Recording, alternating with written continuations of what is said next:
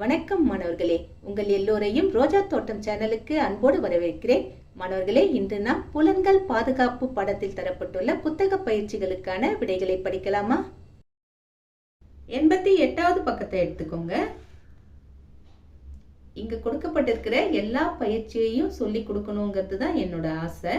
அந்த மாதிரி சொல்லி கொடுக்கும்போது வீடியோ ரொம்ப நீளமா போகுது, நீங்களும் பார்க்க மாட்டேங்கிறீங்க.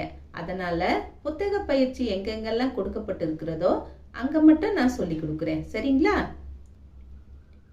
இங்க 88வது பக்கத்துக்கு வந்தீங்கன்னா செய்து கற்போம்னு ஒரு பயிற்சி இருக்கு பாருங்க. உங்களுக்கு கிடைக்கும் வண்ணம் எதுன்னு கேட்டிருக்காங்க. படத்தில் காட்டியுள்ளவாறு ஒரு வண்ணத்தின் மீது மற்றொரு வண்ணத்தை தீட்டுக, கிடைக்கும் வண்ணத்தை எழுதுக. இப்படி கொடுத்துருக்காங்களா? இங்க பாருங்க, அவங்களே உதாரணத்துக்கு முதல்ல ஒரு வண்ணம் கொடுத்துருக்காங்க பாருங்க. மஞ்சள் வண்ணத்தை வரைஞ்சிட்டு அதுக்கு மேல நீல வண்ணத்தை வரையும் போது அங்கே என்ன வண்ணம் கிடைக்கும்னா பச்சை வண்ணம் கிடைக்கும்னு போட்டிருக்காங்க பாருங்க. அதாவது ரெண்டு கலரை சேர்ந்து மிக்ஸ் பண்ணும்போது நமக்கு இந்த மாதிரி கிடைக்கும். இந்த குட்டி பையன் கலர் கலரா சேர்த்து ஒண்ணு மேல ஒண்ணு மிக்ஸ் பண்ணி அடிக்கிறான் பாருங்க. அப்போ வெவ்வேறு கலரா மாறும் பெயிண்டிங், இல்லையா? அதுதான் இப்படி கொடுத்துருக்காங்க. அதற்கடுத்து கொடுக்கப்பட்டிருக்கிற பயிற்சியை நாம செய்யணும். அடுத்தது என்ன கேட்டிருக்காங்க? மஞ்சள் வண்ணம் பிளஸ் சிவப்பு வண்ணம். இது முழுமையான சிவப்பு இல்லை, கொஞ்சம் பிரவுன் கலர் கலந்த சிவப்பு மாதிரி இருக்கு. இருந்தாலும் இதை நாம சிவப்பு வண்ணம்னு எடுத்துக்கலாம். மஞ்சள் வண்ணத்துடன் சிவப்பு வண்ணத்தை கலக்கும் போது நமக்கு ஆரஞ்சு வண்ணம் கிடைக்கும். அடுத்தது சிவப்பு வண்ணத்துடன், இதுவும் பியூர் சிவப்பு கிடையாது, கொஞ்சம் பிரவுன் கலர்ந்த சிவப்புன்னு வச்சுக்கலாம். இருந்தாலும் நம்ம சிவப்புன்னே சொல்லலாம், சரிங்களா? சிவப்பு வண்ணத்துடன் கருநீல வண்ணத்தை கலக்கும் போது நமக்கு எந்த வண்ணம் கிடைக்கும்? ஊதா வண்ணம் கிடைக்கும். இதையெல்லாம் பார்க்கறதுக்கு, இந்த வண்ணங்களை பார்க்கறதுக்கு, வடிவங்களை பார்க்கறதுக்கு நமக்கு எது உதவுது? கண்கள் உதவுது. அடுத்தது பாருங்க, வானம் எப்பொழுதும் நீல நிறமாக தெரியுமான்னு ஒரு கேள்வி கேட்டிருக்காங்க. வானம் எப்பொழுதும் நீல நிறமாக தெரியாது.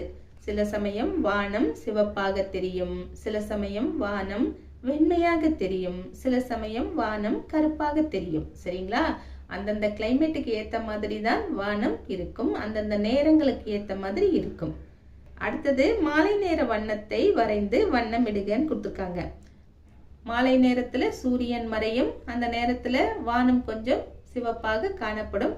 அதையெல்லாம் வச்சு நீங்க இந்த இடத்துல வரைஞ்சி காட்டணும், அதுக்கு வண்ணமிடணும்.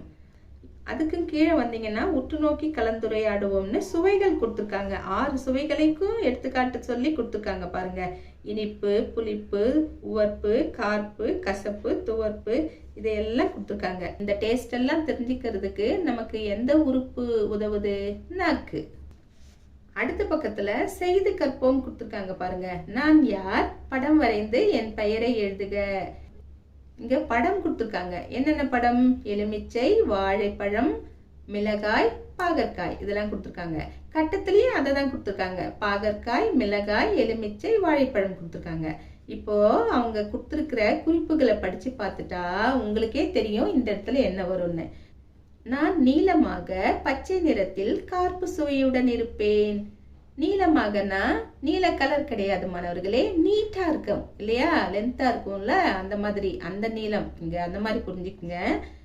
நீட்டா இருப்பேன், கார்ப்பு சுவையுடன் இருப்பேன்னா காரமா இருப்பேன்னு அர்த்தம். அப்படின்னா இங்க என்ன வரும்?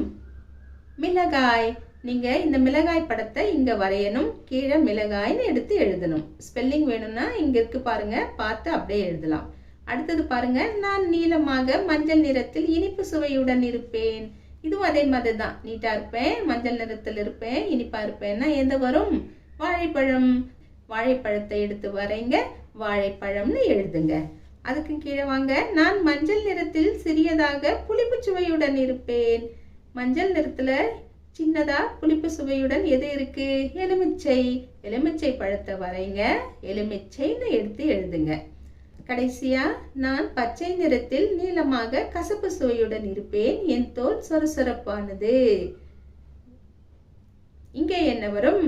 பச்சை கலர்ல இருக்கு, கசப்பா இருக்கு அப்படின்னா அது பாகற்காய். தோலும் சொரசொரப்பா இருக்கும்னு சொல்லியிருக்காங்க பாருங்க. இந்த இடத்துல இந்த பாகற்காயை எடுத்து வரைஞ்சிடுங்க.